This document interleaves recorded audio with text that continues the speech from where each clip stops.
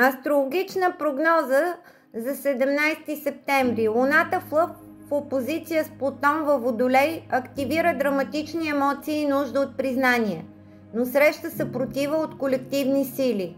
Слънцето в Дева в опозиция с Сатурн и Нептун носи сблъсък между реалност и илюзия, дисциплина и вдъхновение.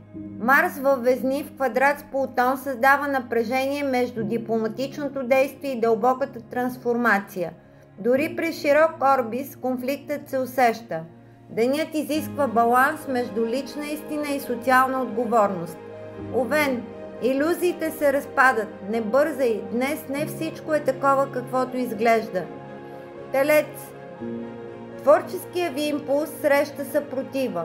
Не се отказвай, но не настоявай. Близнаци, словото ти е силно, но може да рани. Избери мъдростта пред остроумието. Рак, семейни теми излизат на преден план. Пази границите си. Лъв, луната те осветява, но Плутон те предизвиква. Бъди лидер, не диктатор.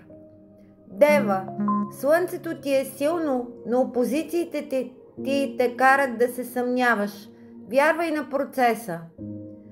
Везни, Марс те тласка към действие, но Плутон те спира. Избери битките си. Скорпион, време е за вътрешна алхимия.